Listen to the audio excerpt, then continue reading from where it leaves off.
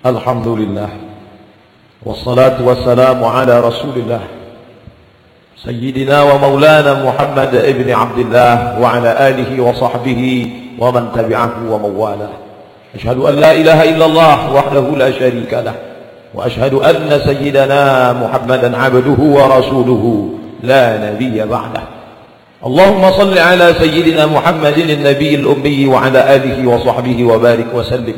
Qala Allah ta'ala في القرآن العظيم وهو أصدق القائلين أعوذ بالله من الشيطان الرجيم يا أيها الذين آمنوا اتقوا الله حق تقاته ولا تموتن إلا وأنتم مسلمون. وقال تعالى في آية أخرى يا أيها الذين آمنوا اتقوا الله وقولوا قولا سديدا يصلح لكم أعمالكم ويغفر لكم ذنوبكم ومن يطع الله ورسوله فقد فاز فوزا عظيما. عباد الله أوصيكم ونفسي بتقوى الله وطاعته فقد فاز المتقون. Hadirin jamaah Jumat yang dimuliakan Allah Subhanahu wa taala. Tepat pada tanggal 4 Maret 1924, 92 tahun yang lalu, dan hari ini kita jatuh pula pada tanggal 4 Maret 2016. Ada apa dengan 4 Maret? 4 Maret adalah hari pertama Kesultanan Turki Utsmani tidak lagi dipimpin oleh seorang khalifah, karena pada hari sebelumnya tanggal 3 Maret disitulah dilucut segala kekuasaan khilafah Islamiyah dari Sultan Turki terakhir. Maka pada tanggal 4 lah menjadi bersejarah bagi umat Islam 92 tahun yang lalu. Islam seperti anak ayam kehilangan induk, umat Islam seperti anak yatim kehilangan ayah, tidak lagi ada tempat mengadu. Maka sejak hari itu umat Islam diatur dengan berbagai macam aturan, dengan berbagai macam ikatan yang tidak lagi mengatasnamakan Al-Quran kalamullah, hadis Nabi Muhammad sallallahu alaihi wasallam. Maka Mustafa Kemal Atatürk yang menghancurkan kesultanan Islam itu mulai perlahan-lahan menggerogoti ajaran Islam. Pertama, masjid yang besar di Istanbul dia robah menjadi museum. Masjid itu dengan tetesan darah dibebaskan dari tangan orang kafir. Dulu kota itu bernama Konstantinopel, didirikan oleh Kaisar Konstantin dari Romawi. Direbut seorang panglima Islam yang namanya sama seperti nama Sayyidina Muhammad sallallahu alaihi wasallam. Nabi berjanji, la taflahunna al-Konstantiniyah, kalian akan menguasai Konstantinopel. 1000 tahun sebelum itu dikuasai, Nabi sudah memberikan gambar gembira, kalian akan menguasai Konstantinopel. Orang-orang kafir saat itu tersenyum, ini Nabi gila, tukang sihir, majnun, kadzab, pendusta. Dari mana orang Arab Badui yang buta huruf tidak dapat membaca ini mengatakan akan menguasai Konstantinopel? Ternyata ada seorang tua setiap petang memandikan anaknya di seberang sungai. Dia tunjuk ke seberang, wahai anakku, nanti kelak kau akan menjadi seorang yang dewasa, kau akan menjadi panglima perang, dan kau akan menguasai Konstantinopel. Janji nabimu, wahai anakku, nabimu 1000 tahun yang lalu sudah berjanji bahwa kau akan membebaskan Konstantinopel. Maka dirobaknya nama itu dengan nama Istanbul, dialah Muhammad Al-Fatih. Tapi ternyata Mustafa Kemal Atatürk mengkhianati itu, dia robah masjid besar itu menjadi museum. Lalu kemudian bahasa Arab dia larang, ada yang boleh berbahasa Arab. Lalu kemudian pengeras suara dia larang, tidak ada yang boleh. Kelompok-kelompok umat Islam dihapuskan, tarekat-tarekat tempat berzikir dihancurkan, perempuan-perempuan berjilbab dilarang, bahkan digalakkan memakai rok pendek karena Eropa sudah menjadi kiblat, tidak lagi ke Ka'bah Al-Musyarrafah, tidak lagi ke Makkah Al-Mukarramah. Cara pakai orang Eropa, cara hidup orang Eropa. Betul kata Allah, lan tanalul birra hatta tunfiqu mimma tuhibbun. Kau tidak akan mendapatkan kebaikan sampai kau berikan apa yang kau sayangi. Muhammad Al-Fatih, anak tersayang, diwakafkan ayahnya untuk agama Allah, mendapatkan kemuliaan. Tapi begitu juga dengan orang kafir satu ini, hidupnya dia wakafkan untuk kesalahan, untuk dosa, dan dia merusak yang sudah dibina, dibangun oleh para pendahulunya. Akhirnya seluruh negeri-negeri Islam hancur seperti yang dikatakan Nabi, la yusikanna, aku khawatirkan tak lama lagi masanya kalian akan seperti makanan di atas meja makan. Satu menarik kepalanya, yang satu menarik ekornya, yang satu menyobek paha dadanya, semuanya merebut. Sahabat bertanya, atillatun nahnu yawma idzin ya Rasulullah, apakah jumlah kami waktu itu sedikit wahai Rasulullah? Bal antum katsirun, kalian banyak, kalian ramai, lakinnakum ghusaa'un ka ghusaa'is sail, tapi kalian seperti buih di tengah lautan, dipukul ombak dihempas ke lambang. Itu terjadi pada tahun 1924, hampir seabad yang lalu. Sejak itulah Yahudi berani. Sebelumnya mereka datang membawa kepingan-kepingan emas kepada Sultan Abdul Hamid, Sultan Turki. Wahai Sultan, izinkan kami membeli tanah Palestina. Izinkan kami membeli tanah Palestina dengan kepingan emas ini. Apa jawab Sultan Abdul Hamid? Palestina direbut dengan kalimat Allah, maka haram bagiku menjual tanah Allah dengan segenggam dua genggam emas. Tidak ada yang berani mengambil Palestina. Tapi ketika khilafah Islamiyah itu hancur, maka Inggris dengan leluasa membagi-bagi negeri jajahannya, dan salah satu yang dibagi tercabik adalah Palestina. Hari ini kita gembira bukan main melihat pembangunan Masjidil Haram, Masjidil Nabawi, cantik, indah, harum semerbak. Tapi manakala mata tertuju pada gambar masjid di Palestina, saudara kita dicabik-cabik, saudara-saudari kita perempuan diperkosa haknya, tidak ada yang menolong. Mengapa ini bisa terjadi? Karena orang tidak lagi takut kepada kita, karena kita ramai, tapi tidak ada ketakutan orang walau sedikit pun. Hancur, berkeping, berserak, gelap. Turki dalam kegelapan, negeri-negeri yang berada di bawah kekuasaannya juga. Bicara tentang Turki terlalu jauh. Kita yang berada di Asia Tenggara, apa hubungan kita dengan Turki?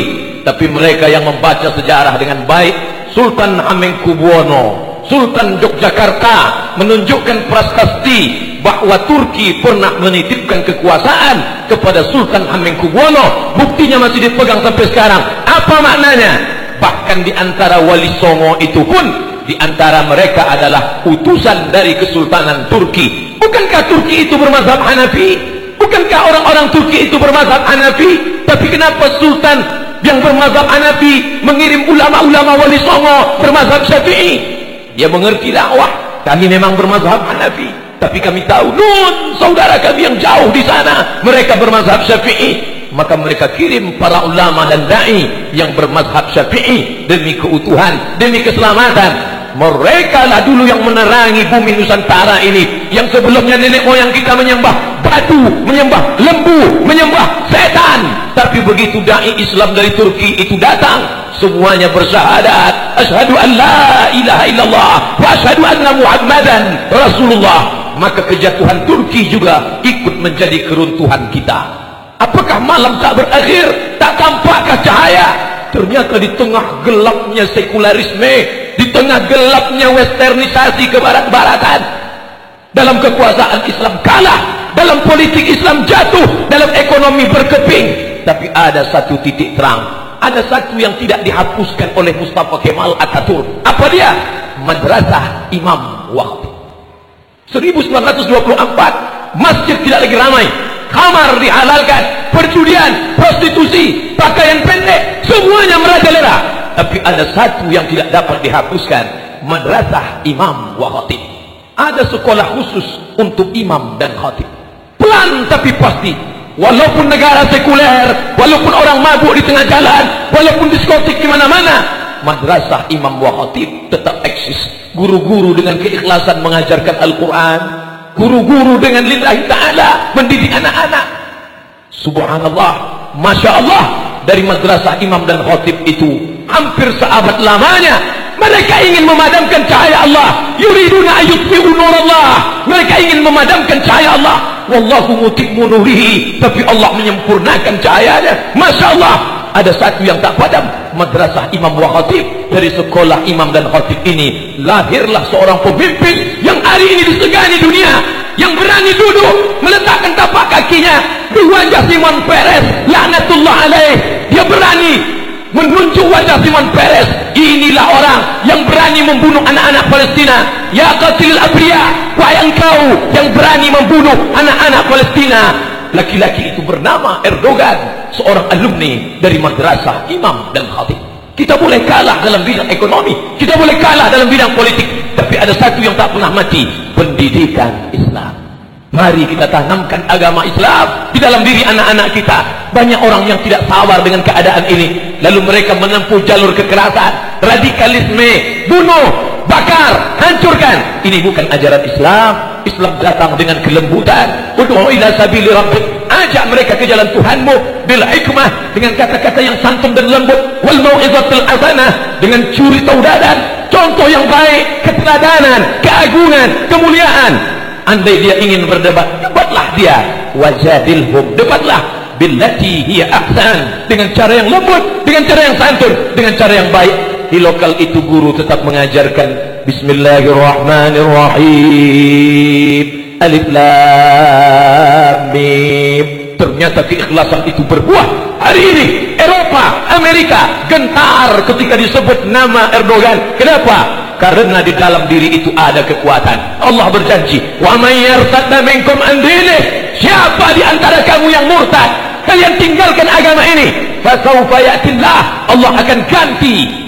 Andai murtad semua orang ini, apakah Allah rugi? Wa man yanqalib ala aqibaihi, siapa yang meninggalkan agama ini, fala yadurrallaha syai'a, Allah tidak rugi walau sedikit pun. Allah tidak akan merasa rugi walau sedikit pun. Ketika semua orang Turki meninggalkan Islam, ketika mereka merubah masjid menjadi museum, ketika mereka melarang perkumpulan, apakah rugi Allah? Wa may yartadda minkum an dinihi, siapa yang murtad meninggalkan agama ini, fasawfa ya'tillah, Allah akan ganti. Dengan apa Allah mengganti? Biqaumin, dengan sekelompok orang, yuhibbuhum wa yuhibbunah, Allah cinta kepada mereka dan mereka pun cinta kepada Allah. Yujahiduna fi sabilillah, mereka berjihad di jalan Allah dan mereka tidak takut sedikit pun, karena yang mereka perjuangkan adalah bumi Allah, yang mereka tolong adalah hamba-hamba Allah, dan mereka mengharapkan balasan hanya dari Allah Subhanahu wa taala. Setiap pagi, petang, siang dan malam kita katakan, innaka la tukhliful mi'ad, engkau tidak ingkar janji.